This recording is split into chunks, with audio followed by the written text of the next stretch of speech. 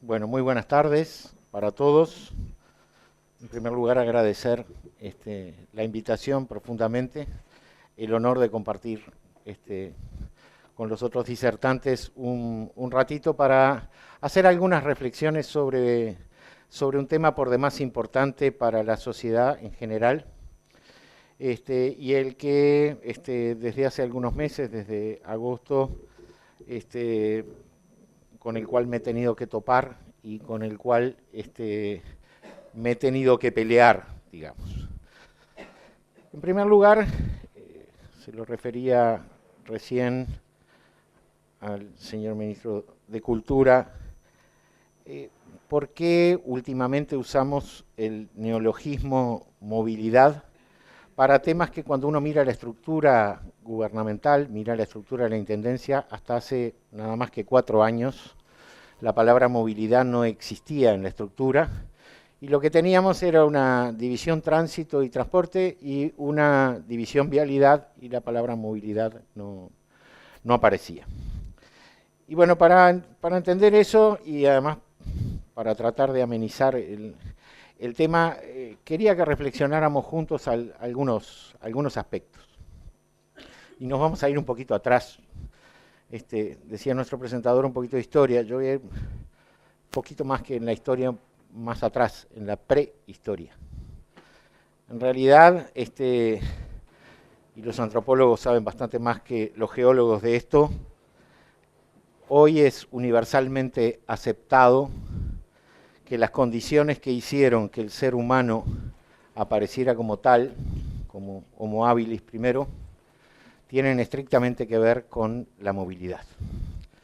Y digo esto porque las teorías más en boga hoy señalan que la movilidad de las masas continentales definieron un área en la cual algunas de las especies que darían luego lugar al ser humano se vieron sometidas a una serie de condiciones de estrés y a una serie de condiciones de variabilidad climática, están en discusión hoy, que las obligaron a tener marcha bípeda, a bajarse de unos árboles que se fueron extinguiendo, de un lugar que dejó de ser selva para convertirse en pradera, básicamente por una situación de cambio climático, y a tener que sobrevivir en un territorio con un esquema bien distinto al que la especie de origen había desarrollado. Y ahí empieza una historia larga, que algunos y hoy reflexionan diciendo que las teorías de evolución, las que le aplicamos hoy a casi todos los seres vivos, funcionan muy bien para todos, pero dejan de funcionar en el momento en que el hombre pasa a depender de la evolución de la herramienta y deja de depender de la evolución física propiamente dicha.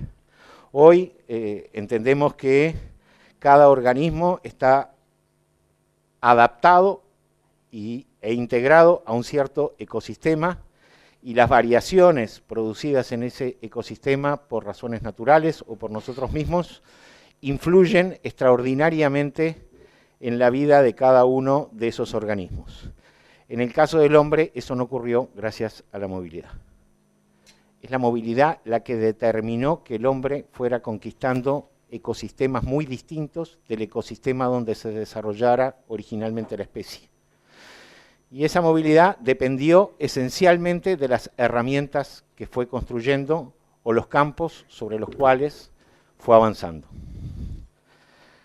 Desde el inicio hasta un descubrimiento que en la historia del hombre es relativamente reciente, que es el motor a vapor, toda la movilidad del hombre se hizo por algo que hoy todos aspiramos que vuelva a ser igual. Hoy leemos la literatura acerca de movilidad, de las fuentes de energía, y todos queremos que las fuentes de energía que utilizamos sean renovables. La humanidad entera, hasta la invención del motor a vapor, se movió por energías renovables. Fuera subirse a un camello, subirse a un caballo, usar sus propios pies, utilizar el viento como medio de transporte, que fue lo que utilizó la navegación en la mayor parte de su historia, y hubo un determinado punto que marca el inicio de la industrialización, en la cual dos grandes inventos modificaron a la humanidad. Uno fue el motor a vapor y otro, obviamente, el motor a explosión. A partir de ese punto en la historia de la humanidad, la transformación extraordinaria que se produce en los modos de movilidad y en la conquista del hombre de distintos puntos del planeta, la intervención que eso tiene en el comercio por el transporte de mercaderías y de bienes, generó un cambio que en un contexto en donde elementos que nos parecen que son de la misma época o del mismo desarrollo, como las ciudades, comenzó a existir un conflicto extraordinario entre los grupos humanos que viven en las ciudades y los medios de transporte. Y esto se vivió a fines del siglo pasado en las ciudades más desarrolladas, a principios del siglo en las un poquito menos.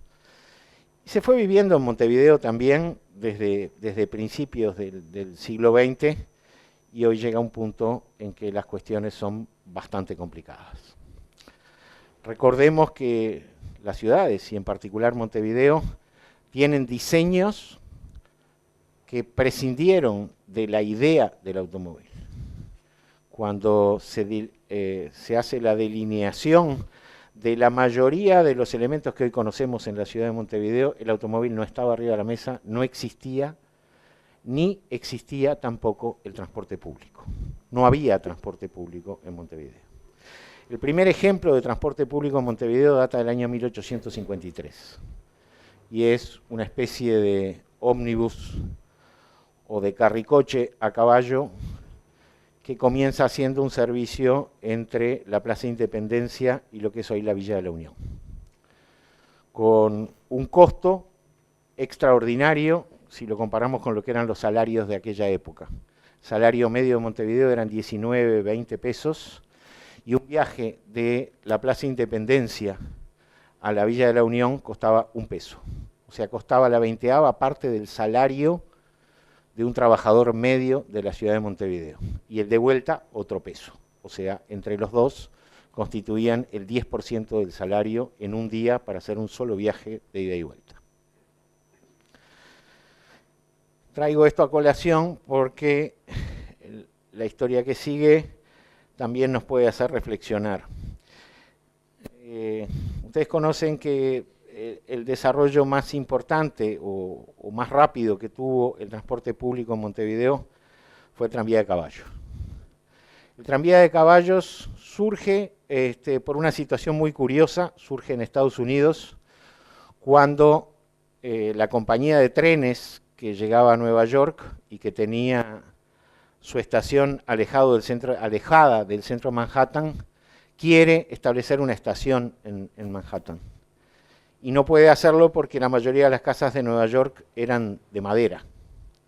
Y por lo tanto las locomotoras que eran de vapor y que emitían chispas constituían un peligro extraordinario para la ciudad, más teniendo en cuenta que hacía bastante poco que una enorme ciudad de Estados Unidos, que además era el puerto responsable de la exportación de maderas en Estados Unidos, que era el mayor productor mundial, en aquel momento se había prendido fuego entera. Entonces, la compañía, tratando de arreglar la situación, dice que va a construir igualmente la estación, pero que los trenes van a llegar hasta un punto y va a transportar con caballos los vagones hasta la estación de Manhattan. 4 años después, la misma compañía patenta el sistema del tranvía a caballo y se lo vende a Europa, y Europa comienza a desarrollar en muchas de sus ciudades el tranvía a caballo. 5 años después de eso, Montevideo, en el año 1867, discute, probablemente en una reunión donde había mucha gente interesada en dotar a la ciudad de Montevideo de algún tipo de transporte público, discute qué sistema de transporte público podía tener la ciudad. Esa discusión ocurrió sobre finales de 1867. El 2 de febrero de 1868 llegaron vía vela los trenes, los rieles de las primeras vías de tranvía que se iban a instalar en Montevideo. Una sociedad que había reaccionado y entendamos que probablemente el tranvía a caballo representaba en ese momento lo que hoy representa un sistema de transporte de punta para nosotros.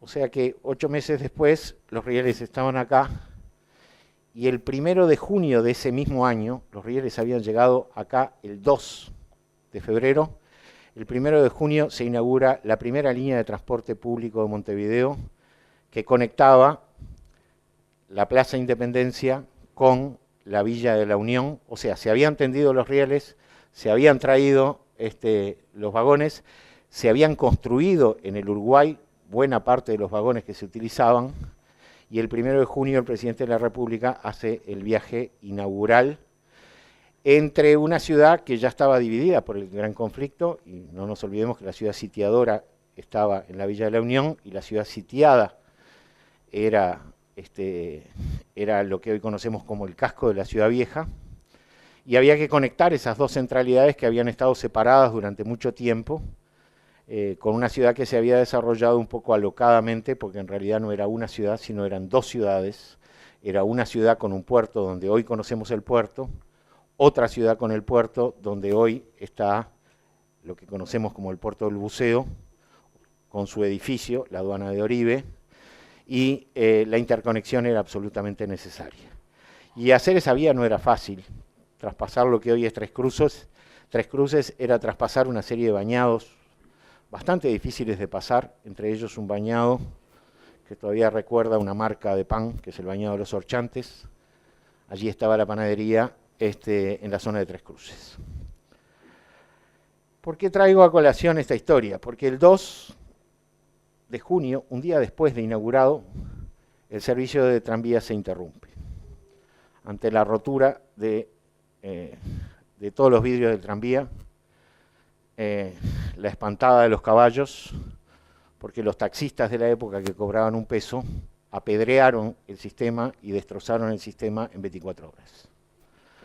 El 5 de junio se reinstaura el servicio y con un policía al frente de cada tranvía,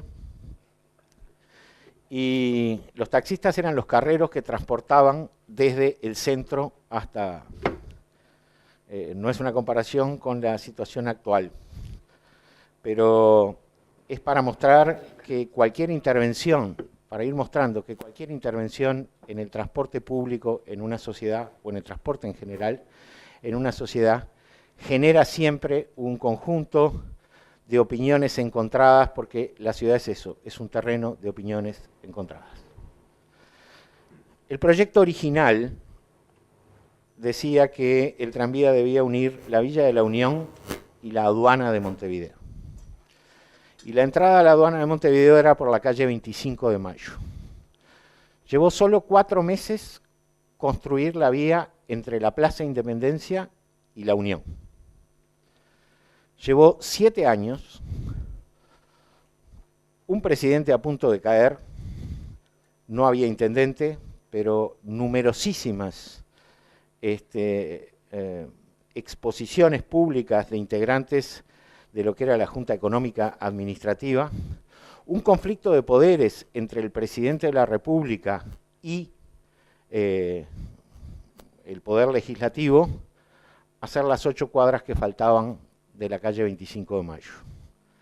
Y eso porque los 25 de Mayo era la calle chic de Montevideo, la calle...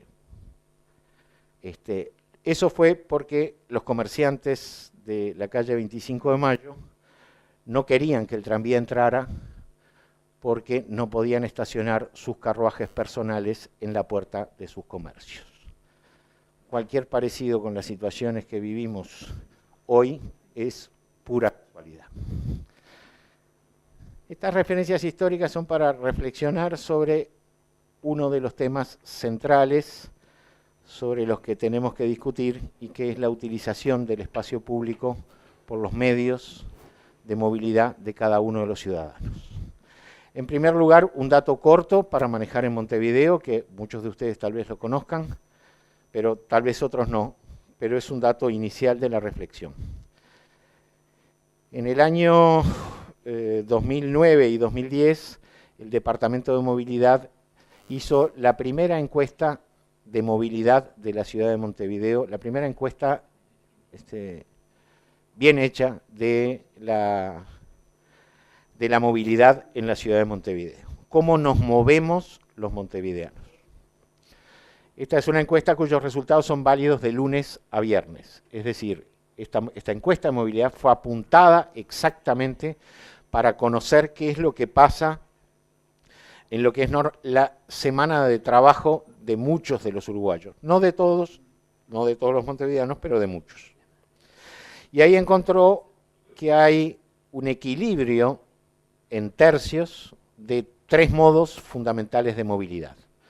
La movilidad a través del transporte público ocupa un tercio de los montevideanos. La movilidad a través del transporte privado, sea un automóvil o una moto, corresponde al otro tercio de los montevideanos. Y hay un tercio de los montevideanos que se mueven a pie o en bicicleta. En realidad es un poco inexacto decir los montevideanos. Es un tercio de los viajes efectuados por los montevideanos son efectuados. Por lo tanto, es probable que un propietario de vehículo, propietario de un auto, también tenga algunos viajes. Los que se están considerando son todos mayores de 10 cuadras, o sea, no son viajes a ir a la esquina al kiosco, son viajes que tienen ya un cierto porte. Es probable que muchos de nosotros utilicemos varias modalidades. Y eso significa que estamos evaluando eso, estamos evaluando la movilidad de los uruguayos. Otro dato interesante, un dato bien reciente, es un dato de hace no muchos días, en un horario pico en Avenida Italia, haciendo un recuento de un día, solamente de un día, y contando básicamente los vehículos que pasan, los vehículos privados, los vehículos del transporte colectivo, y categorizando cuál es la ocupación media de los vehículos, nos da otro dato muy interesante.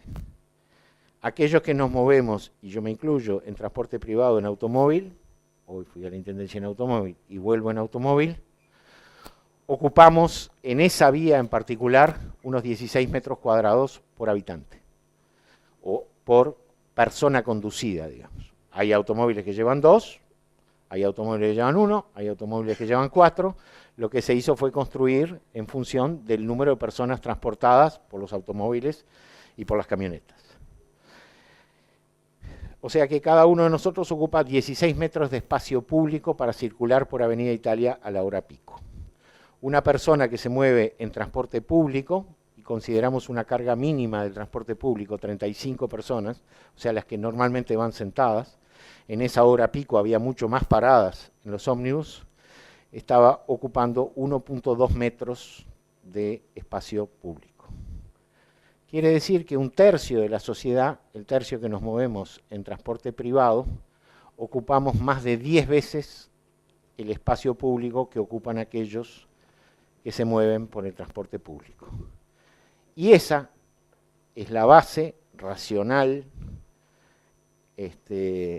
sobre la cual se toma la decisión de que el plan de movilidad de la Intendencia tiene que ser un plan de movilidad del transporte público y privilegiar el transporte público por una cuestión de racionalidad de uso del espacio público, valga la redundancia, que está limitado y va a seguir estando limitado porque no hay posibilidades de quitarle, de hacer crecer el espacio público por encima de la propiedad privada, en primer lugar porque no sería racional, en segundo lugar porque no sería económico y en tercer lugar porque no puede ser que la movilidad ocupe espacios que están destinados a una gran cantidad de otras actividades. Para los que les gusta un poquito la historia y quieren saber cómo es que se determinó el ancho original de las calles de Montevideo cuando se delineó. A veces en los chistes los uruguayos y los sudamericanos, todos, y es razonable, también se hace eso en Norteamérica con Inglaterra. Nosotros hacemos con los españoles una generalización a alguna provincia en particular y además muchas veces lo hacemos despectivamente. Si uno analiza y lee lo que es los códigos utilizados para la fundación de las ciudades en Latinoamérica por los españoles, más allá de otras consideraciones que no están en juego, estoy hablando de la tecnología utilizada, la verdad que uno queda pasmado. El ancho de las calles en las ciudades que se fundaban en la colonia estaba definido por un parámetro que era la temperatura media. El ancho de las calles de Montevideo está definido por la temperatura media del país. Y estaba hecho así porque había muchos siglos de aprendizaje en Europa que en los lugares muy cálidos era muy bueno tener sombra en las calles y por lo tanto las calles debían ser angostas, las edificaciones altas y por lo tanto poder circular en los meses más cálidos con la sombra de los edificios. Y al revés, en las ciudades más frías, el ancho de las calles debía ser mayor para que el grado de asoleamiento y de aprovechamiento de la energía solar en las viviendas fuera mayor y por lo tanto la vida fuese más confortable. Una vez definido ese ancho de calles, bueno, esa es una de las limitaciones fundamentales que tenemos a aquello que destinemos al transporte, al público, al privado, a lo que fuera. Y esa realidad es bien distinta según la sociedad que uno mire. Hoy que tenemos a Google Earth y podemos pasear por el mundo entero, desde arriba y desde abajo, porque en muchísimos lugares, todavía no en Montevideo, pero falta poquito, además tenemos lo que Google Earth llama Street View, que nos permite circular por las calles. Podemos ver diseños desde el punto de vista de la planificación territorial muy distintos al que tiene Montevideo. Y pensar un poco en esas sociedades y por qué llegaron a esos diseños y cuál es el concepto implícito. Si uno mira, y alcanza también con mirar alguna serial de televisión de las muchas que nos vienen de Norteamérica, obviamente el barrio típico tiene un diseño totalmente distinto del que conocemos aquí. No digo en el corazón de las ciudades, pero digo en la periferia de las ciudades, donde el espacio que disfruta cada casa, la casa típica de Daniel Travieso, por ejemplo, donde está una casita de 2 pisos de madera separada por una cerca de otra y aproximadamente 4 o 6 casas por manzana de las que conocemos nosotros. Eso está relacionado estrictamente con el invento del automóvil. Ese modo de dividir la tierra tiene su explicación en el concepto de un país en el cual la industria automovilística necesitaba, sobre todo, de clientes frecuentes y de muchos clientes. Y por lo tanto necesitaba un desarrollo de ciudad muy distinto del que vemos en la época de la colonia, necesitaba un desarrollo de ciudad que demandara a cada uno la necesidad de tener un automóvil para desplazarse. Hoy uno circula por esos lugares y aún hoy les puedo asegurar que muchísimos lugares donde realmente la vida es bastante confortable por el disfrute del espacio y las avenidas anchas, el transporte público no existe. Y no existe no porque no haya la potencialidad económica de instalarlo, sino porque es una decisión no instalarlo y privilegiar el transporte privado. Y la decisión opuesta es la que nosotros creemos que tenemos que tomar en Montevideo y debemos esencialmente preservar y mejorar las condiciones para el transporte público. En ese aspecto, y no lo voy a soslayar, a pesar de que no es el tema que que más le gusta exponer a un director de movilidad de la Intendencia en estos días. Quiero hablar del Corredor Garzón. Quiero hablar del Corredor Garzón, que fue, así como lo han sido otras experiencias en América Latina, una experiencia, una mala experiencia. Una experiencia con errores, una experiencia con aciertos, y los puedo defender claramente. Y es el resultado de tratar de plasmar en la ciudad una idea que es la de reservar para el transporte público un espacio exclusivo. Ese es el alma central de un corredor exclusivo.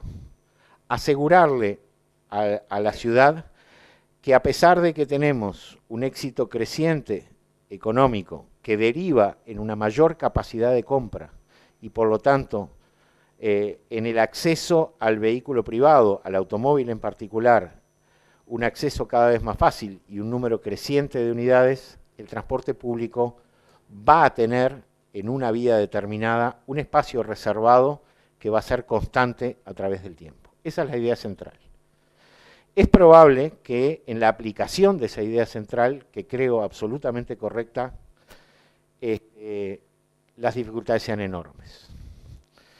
Hoy contamos con alguien que viene de la vecina orilla y ha habido corredores centrales en Buenos Aires altísimamente exitosos. Uno podría preguntarse, creo que no es el tema de hoy, pero podría preguntarse por qué no es exitoso. Y bueno, podría encontrar muchas respuestas.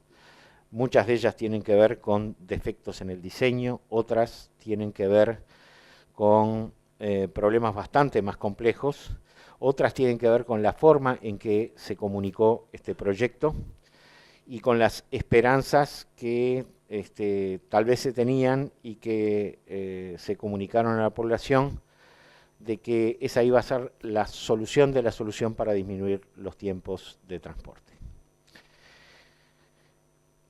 No fue así, no fue así. Hoy el Corredor Garzón tiene aproximadamente los mismos tiempos de circulación que tenía antes y es muy poco probable en una ciudad en que el viaje medio en Montevideo medido tiene en transporte público 32 minutos y en auto 24 minutos.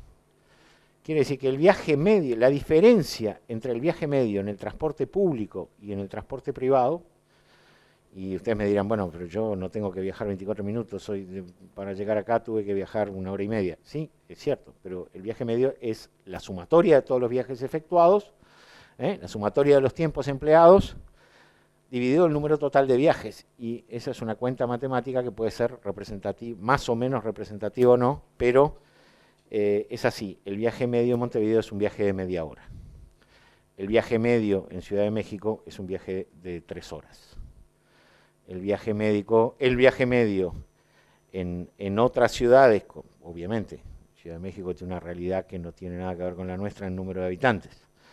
Es lógico que el viaje medio crezca, pero también hay que entender que para la vida de una persona, que el viaje medio sea de entre 2 y 3 horas, significa que hay por lo menos 4 horas de su vida en alguien que hace un viaje pendular, de mi casa al trabajo, del trabajo a mi casa, o de mi casa al estudio, del estudio a mi casa. Hay 4 horas más agregadas, no útiles, dentro del transcurso de la vida, y por lo tanto, lo que Uruguay ganara a principios de siglo, la ley de las 8 horas, se convierte, la de las 8 horas de trabajo se ve transformada rápidamente por la movilidad en 8 más 4 para poder acceder. El otro comentario que quería hacerles es ¿por qué movilidad? ¿Por qué enfocar este tema de una manera distinta a la tradicional, que era, un departamento de tránsito y transporte que se ocupaba de decir cuáles eran las reglas que había que tener en la calle, acerca de cómo funciona un semáforo, cómo es la señalización, cuándo una calle es doble vía, cuándo no lo es, cuándo tiene preferencia, etcétera, y después todo un cuerpo especializado en cómo construir esas vías, que es la división vialidad. ¿Y por qué un departamento de movilidad? ¿Qué agregamos en la idea? Bueno, el enfoque de analizar los problemas desde el punto de vista de la movilidad tiene varias puntas. Una de las puntas esenciales es que si uno lo analiza desde el enfoque de la movilidad, se abren dos grandes ramas. Uno es la demanda y otro es la oferta. A ver si me puedo explicar.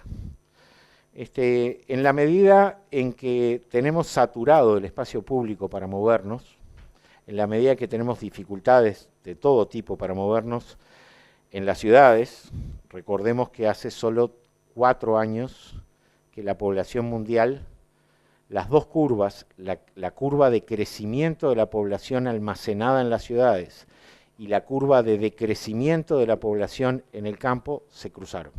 Hace solo 4 años que por primera vez en la historia de la humanidad, la mitad de la humanidad vive en ciudades. Y el ritmo es francamente creciente en las ciudades y francamente decreciente en el campo. Y esto es un fenómeno mundial.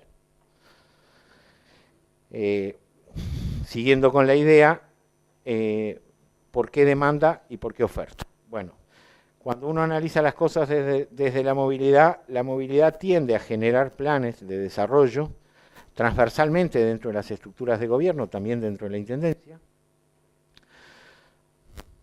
para disminuir la necesidad de moverse y para que cuando esa necesidad existe se satisfaga esa demanda de movilidad. Vamos a ver dos acciones, una en cada sentido. A ver, satisfacer la demanda es que cuando se genera un nuevo núcleo habitacional en algún lugar y hay una demanda de transporte de los integrantes de ese núcleo, se acomode una línea de transporte, se acomode la calle, se acomode la vereda, para que esa gente pueda acceder al lugar donde está. Eso es trabajar sobre la demanda. La demanda la generó la ubicación del ser humano en ese punto. Trabajar en el otro sentido es cuando, por ejemplo, informática desarrolla un sistema en el cual la necesidad de tu presencia en determinado punto para hacer un trámite se anula. Porque ese viaje que tú tenías que hacer, no lo tenés que hacer más. Por lo tanto, ambos elementos intervienen fuertemente sobre la movilidad. Cuando tránsito y transporte y vialidad trabajaran solos, había muy poca relación con el Departamento de Desarrollo Ambiental. Hoy nos acompaña por allí alguien que tiene una gran experiencia en el Departamento de Desarrollo Ambiental, en particular en el Servicio de Instalaciones Mecánicas y Eléctricas. Estaba por allí su director. ¿Y qué relación tiene la movilidad, por ejemplo, con los límites que el Departamento de Desarrollo Ambiental impone al sonido en la ciudad? En principio parecería bastante poco, pero cuando nosotros le imponemos a una determinada actividad industrial o de recreación determinados límites que tienen que ver con la susceptibilidad de quienes rodean ese emprendimiento, y esa persona no cumple los límites, esa industria o esa actividad migra. Y cuando la actividad migra, se genera una necesidad de moverse que no existía previamente. Los ejemplos pueden ser tan sencillos como correr los boliches de la Ciudad Vieja a Avenida Italia cerca del aeropuerto, porque tenían conflicto de sonido con sus vecinos, y ahora el que se tomó un ómnibus a la Ciudad Vieja para ir al boliche no tiene un ómnibus para ir al aeropuerto y tiene que movilizarse a la zona del aeropuerto en otro vehículo, y por lo tanto ese boliche además cambia de perfil, porque quien va es quien tiene transporte propio, y todos estos efectos en la planificación de la ciudad intervienen sobre la movilidad. Es por eso que las distintas ciudades del mundo analizan el tema de la movilidad por la interrelación que tiene cosas que aparentemente no estaban relacionadas con la demanda de movilidad que tenemos los ciudadanos que vivimos en la ciudad. El desarrollo de Montevideo, por ejemplo, en muchísimos barrios es un desarrollo asociado a las fuentes de trabajo. Hay muchos barrios en Montevideo, podemos tomar uno cualquiera, podemos tomar, por ejemplo, en La Teja, pero en La Teja Norte, ¿eh? Podemos tomar toda la barriada que se desarrolló alrededor de una industria que empezó en el siglo XIX, que fue la industria del curtido de cueros, y es la zona donde todavía hoy están algunas de las pocas curtiembres que le queda a Montevideo. Por supuesto, el impacto sobre el medio ambiente de una curtiembre es un impacto extraordinario, es un impacto por el olor, es un impacto por los efluentes, es un impacto por una cantidad de elementos. A medida que los seres humanos en la sociedad nos ponemos más exigentes con el medio ambiente que queremos vivir, vamos imponiendo a los distintos sistemas productivos una serie de medidas, y esas medidas cada vez van siendo más elaboradas. Se trata de que los procesos cumplan con normativas más afinadas. Ya no soportamos el olor en el barrio de la curtiembre, y vamos generando un proceso de expulsión de la trama de Montevideo, de las fuentes de trabajo hacia la periferia de Montevideo. Y vamos reservando la ciudad de Montevideo exclusivamente para vivienda. Al alejar la fuente, el lugar donde vivimos, perdón, la fuente de trabajo del lugar donde vivimos, generamos un proceso migratorio de ida y vuelta cada día que va cargando la ciudad. Entonces, hay muchas reflexiones que como ciudadanos tendríamos que hacer en el tema de la movilidad, y es hasta cuándo vamos a soportar el taller mecánico del barrio, ese que golpea la chapa y hace los trabajos de chapa, la panadería trabajando desde las 4 de la mañana para hacer el pan, que les digo por experiencia que todos estos hechos, y nos acompaña nada menos que el defensor del vecino y que está muy experiente en ellos a lo largo de toda la labor que ha desarrollado durante un buen periodo, y sabe que esos conflictos siempre terminan a la corta o a la larga expulsando una enorme cantidad de actividades de la trama social. Una ciudad que generó barrios en torno a fábricas que a veces cayeron por las condiciones y el devenir económico del país, pero fábricas que a veces cayeron porque esos procesos productivos ya no podían desarrollarse dentro de la trama y van a ocupar otros lugares, a veces en el propio departamento de Montevideo, a veces en otros departamentos, y generan una movilidad enorme. Por último, les quería acotar que si bien es bastante público y creo que hay bastantes artículos acerca de lo que la Intendencia planteaba en estos días y mirando un poco al futuro, más allá de la convicción absoluta que tiene el equipo de la Intendencia, de que las mayores acciones tienen que hacerse apuntando al transporte público y al desarrollo de las infraestructuras para lo que se llama medios demandantes, los pies y la bicicleta, son medios demandantes. Más allá de esa convicción absoluta, convicción que es muy difícil de sostener en la sociedad de hoy, muy difícil de sostener. No nos olvidemos que el 30% de los afortunados, entre los cuales me cuento porque tengo un vehículo, tienen un peso muchas veces en la sociedad mucho mayor que el 60% restante. Y cuando se discute un proyecto para Avenida Italia, por ejemplo, encontramos opiniones que están basadas justamente en que el destino del espacio público sea exactamente ese, el destino de ese 30% de los que tenemos un automóvil, y el proyecto, algunos de los proyectos presentados para Avenida Italia, por ejemplo, son proyectos que apuntan a eso.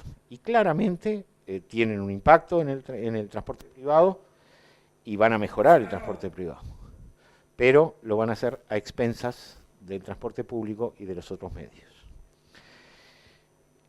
¿Cuál es una de las sendas o una de las construcciones que muchas de las ciudades, en todo el mundo, lo emprendieron hace mucho tiempo, con mayor poder adquisitivo, y además porque este problema se les presentó mucho antes de lo que se presenta con la intensidad que hoy se presenta en Montevideo?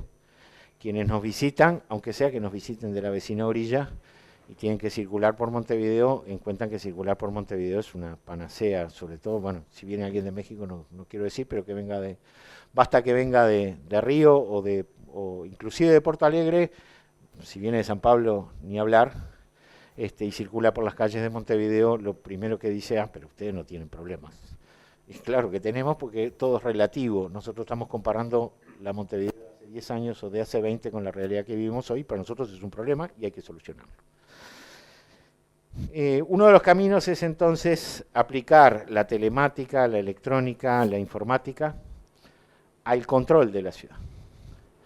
Muchos de los procesos que hoy son manuales, muchos de los procesos que hoy son insensibles a lo que ocurre en la ciudad, porque no puede haber un ejército de personas en la ciudad viendo qué es lo que está pasando en cada lugar. Bueno, eso se sustituye por sensores adecuados, sensores que miden la carga de tránsito en una avenida, sensores que están con cámaras identificando los problemas que están ocurriendo. Esa información se trae a un centro, hay un software, hay una computadora. No me gusta lo de ciudades inteligentes, las ciudades no son más inteligentes que los ciudadanos que las conforman, pero hay sistemas que ayudan al hombre a atender un número muy grande de casos para el cual o bien empleamos muchísimas personas o bien no los podemos atender. Montevideo tiene 1520 y algo de ómnibus. Bueno, el sistema que hace, bueno, la computadora sigue los 1500 ómnibus y las señales de GPS que tiene cada ómnibus hoy instalado, y le puede avisar al ómnibus si va retrasado o adelantado, puede saber si el ómnibus está o no está efectivamente donde tiene que estar, y le da algo al ciudadano que es bastante bueno, y es cuál es el horario real en el cual el vehículo va a llegar a la parada donde él está. No el horario teórico, sino la diferencia entre la posición del ómnibus y su posición. Eso no cambia la velocidad media. Lo que cambia es uno de los factores sobre los que hay que trabajar, que es la previsibilidad. Trabajando sobre la previsibilidad, trabajando sobre la uniformidad y la calidad del transporte público, muchas ciudades tuvieron algún éxito parcial. Pero el problema que se le presenta a la humanidad con el transporte privado es complejo. Los invito, cuando vean la próxima propaganda de automóviles, todas las propagandas tienen alguna cosa que quieren mostrar y alguna cosa que quieren ocultar. Y vale la pena a veces, para divertirse, cuando uno ya está hastiado del influjo fuerte de la propaganda, pero está esperando para ver algo que quiere ver, los invito a que vean todas las propagandas de automóviles, la que ustedes quieran, de la marca que quieran. Lo único que tienen en común, que la propaganda del automóvil es una propaganda donde el automóvil circula absolutamente solo, por una ciudad que no tiene más automóviles que el propio que estamos mirando, o por un campo en que la única 4x4 que circula es la que estamos mirando, y que además es un espacio infinito. Esa es la mayor barrera contra la cual choca la industria del automóvil. Y el mensaje detrás es: comprate un auto, vas a ser absolutamente libre, vas a superar el problema matemático de que el transporte público es lineal, porque se desplaza por una línea, y el transporte privado es 2D, porque puedo doblar y ir para donde quiero. Con esas ganas te lo compras, después cuando salgas a la calle te vas a encontrar con el verdadero problema. Pero no está nunca el problema en la propaganda. Es curioso, pero mirando la propaganda uno encuentra ese conjunto de cosas en común que todos los publicistas tienen necesariamente que aislar para generarnos esa sensación de libertad, esa sensación de capacidad de moverse, esa sensación de dominio del medio ambiente, que es intrínseca de la raza humana y es la que la llevó a salir de un triangulito en Afar, en África, y repartirse por el mundo entero, primero a pie, hace bastante poquito, nada más que 5.000 años, inventando la rueda, y cubrir el planeta en cada uno de sus rincones y llevarnos a la posición en la que estamos hoy, que todos los que tenemos alguna responsabilidad y los que no tienen responsabilidades estamos bien preocupados por la situación que vivimos. Muchas gracias.